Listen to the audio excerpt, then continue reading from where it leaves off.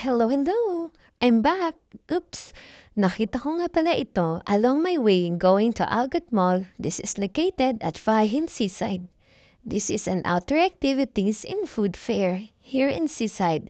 Let's try to see and explore the new things happening here in Fahil. Abay, napakaganda naman talaga. Huwag nang pauhuli. Tara!